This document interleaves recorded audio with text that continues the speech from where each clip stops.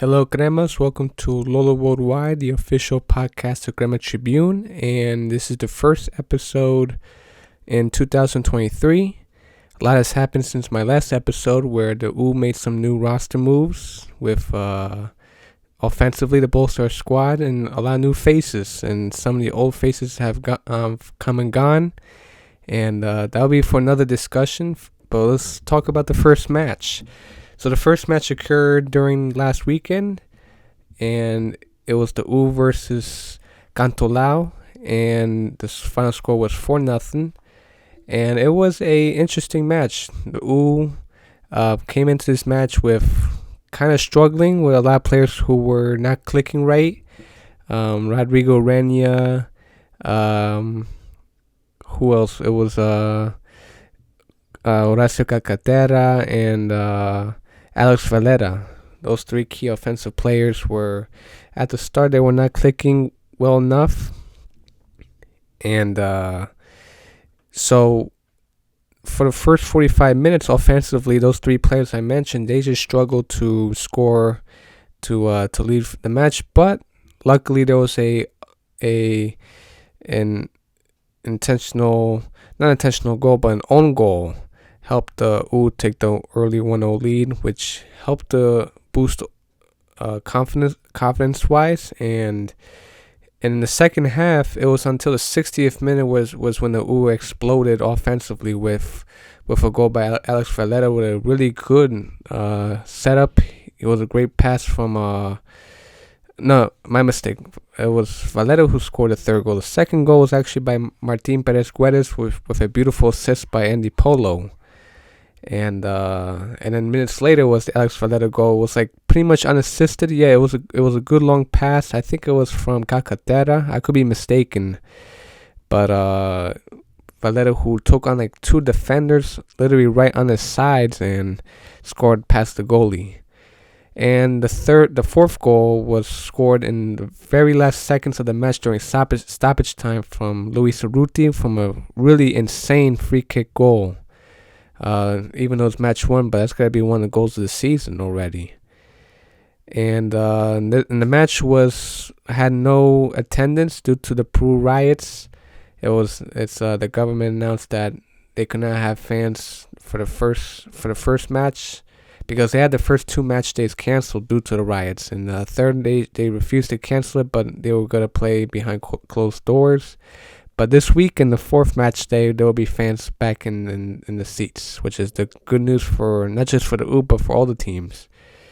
And the other thing that was interesting from last weekend, which might occur the next weekend, is the broadcasting. The Peruvian League had some teams with going through TV rights issues. So what happened is some teams, the U is one of the 8 teams, which I will discuss in another video at another time, is that they just don't have the TV rights with the Peruvian Federation. The Peruvian Federation is going through with DirecTV Sports, but some of the teams that I have mentioned, I think it's the 8 teams was the U, Sport Boys, which both are now no longer in the disputes, but the 6 remaining teams that are still in disputes with the Peruvian Federation is Cienciano, Cusco FC, Binacional, Melgar, and Alianza Lima, and Municipal. But I think Municipal also withdrew because Universitario and Sport Boys withdrew from their consideration in disputing the contracts. And it's all about money, but the Peruvian Federation, they just don't want. They want every team to be all lined up. So it's a whole mess. And with that, the Universitario match was broadcast live streamed on YouTube. And this year, Crema Tribune is planning to do some live streaming for the matches, but due to the match being on YouTube, why do the live streams on Crema Tribune where you can watch it on YouTube? So whenever this whole dispute ends, that's when I'll do my live stream. It'll be radio style. Of course, there's no footage, but more details for the episodes to come. And I think this weekend will also be live streamed since a lot of teams are not going to have their matches broadcast on TV in Peru. So that's that. And like I said, it was a very slow start match for the U, but the offensive players like Ureña finally clicked in the second half, got Catera 2, and Valera, who scored the key goal, the third goal. Herrera also debuted, Emmanuel Herrera debuted for Universitario.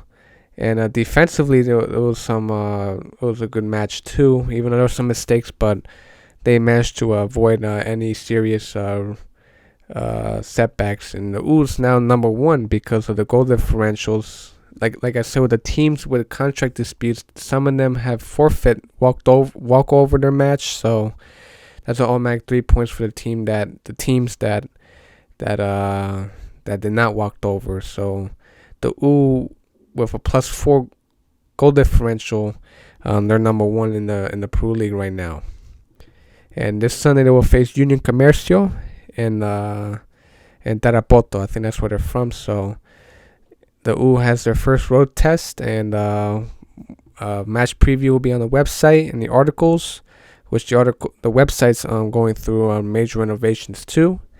And also don't forget to follow us on social media at Gremlin Tribune on Instagram and Twitter, and also on Facebook.